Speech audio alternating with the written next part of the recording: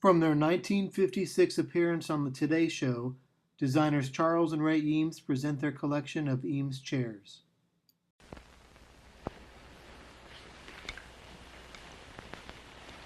This chair is a familiar one to you.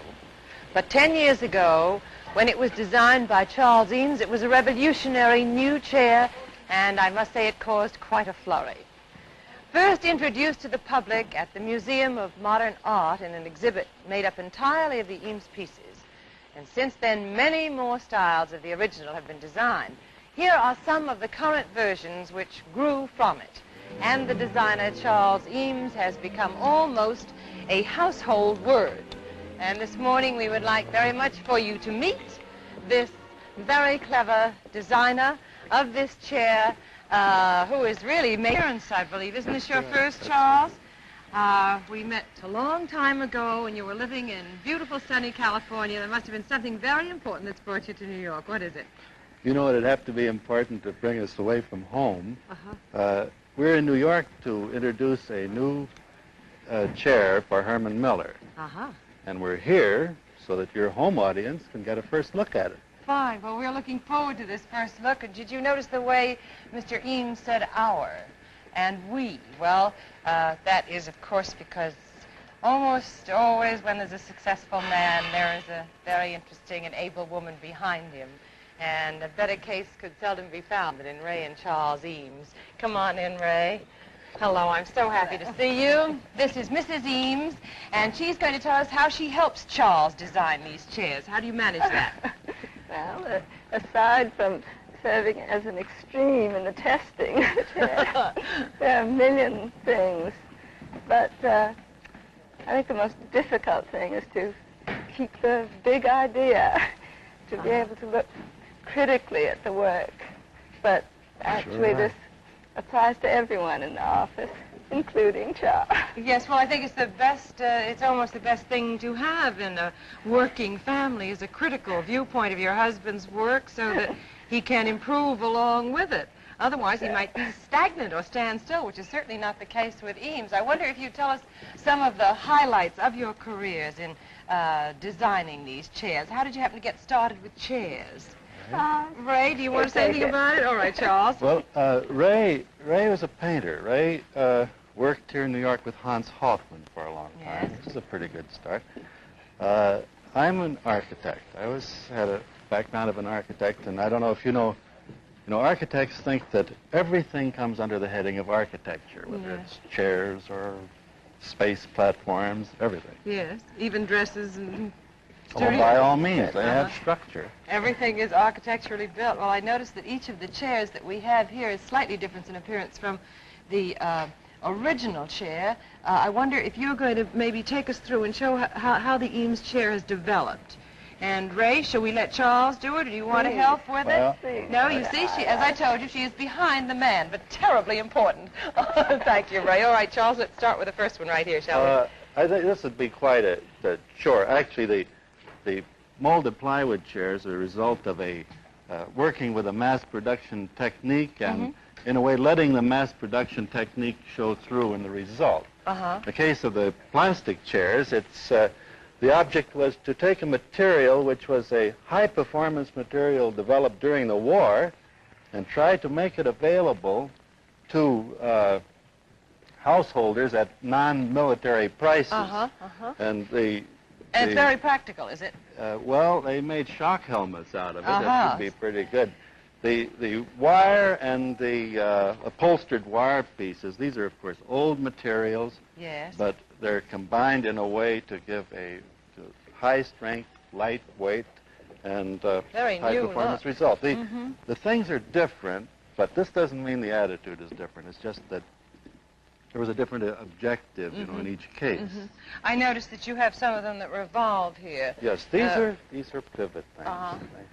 The swivel chairs, which are most attractive and most useful.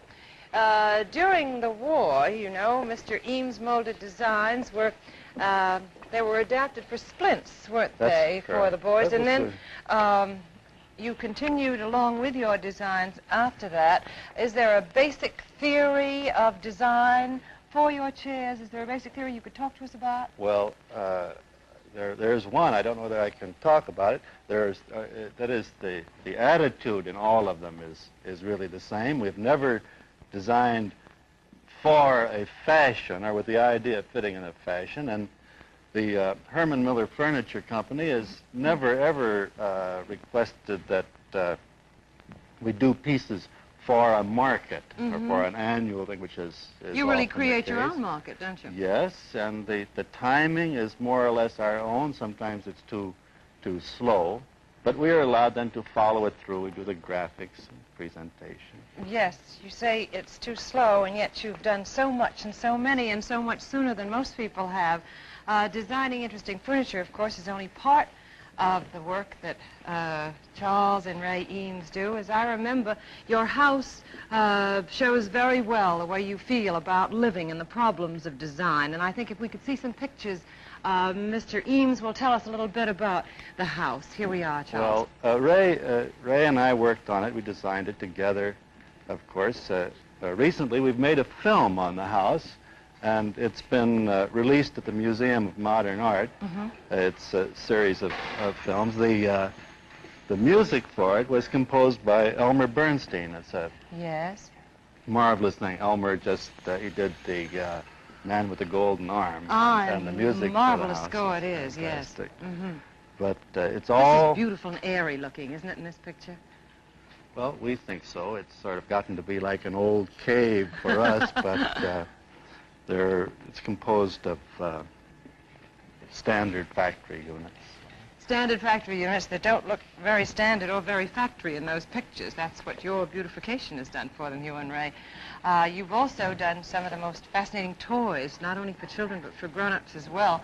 And we have something here. I wish you'd just tell us about it, will you? Well, it's a house of cards done from things mainly picked up around our own house. So we just stay at You mean the home. designs on the cards? Yeah, they're all And this is sold to buy for children to build their own private houses children, with. yes, but there's no limit on the age, of course. Adults are children anyway, in many respects, aren't they? And of course, you've been working on the picture, The Spirit of St. Louis. I'm curious about what you did precisely with that picture, Charles. Well, I worked with Billy Wilder, the director. He's a great man, and it's Indeed. going to be a real good picture.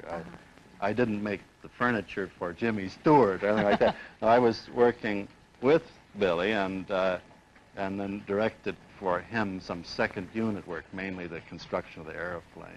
Is it going to be an exact replica of the one that's in the Smithsonian? Well, Charles Lindbergh couldn't tell the difference. I think. Well, if he can't tell the difference, it must be pretty accurate.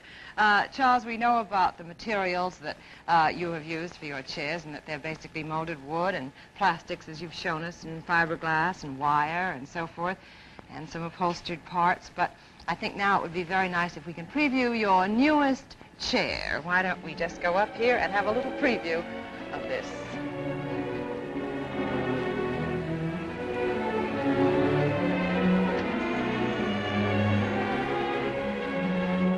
Well, that is quite a departure, Charles, and it looks wonderfully comfortable. Tell us something about it. Well, it's rosewood plywood, and it's black leather, and its insides are all feathers and down. But I think it'd be a better idea if we would just build it for you right here, and you could see something about it. Can we see It's a this very being simple built? Well, matter. all right, I let's think put so. it together.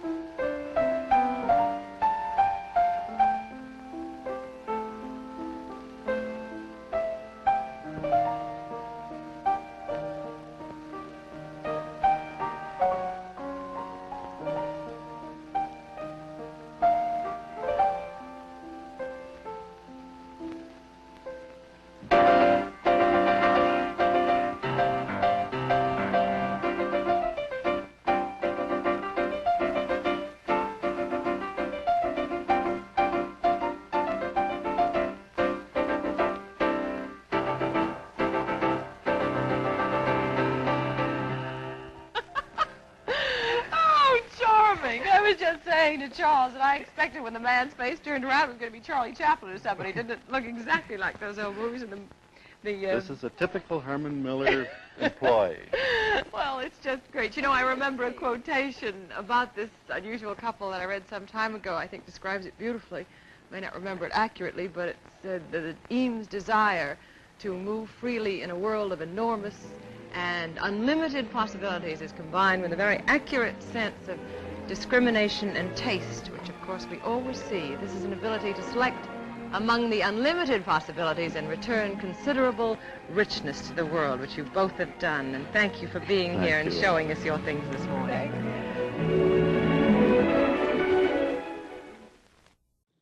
Thank you for watching this fascinating documentary on the evolution of Eames chairs.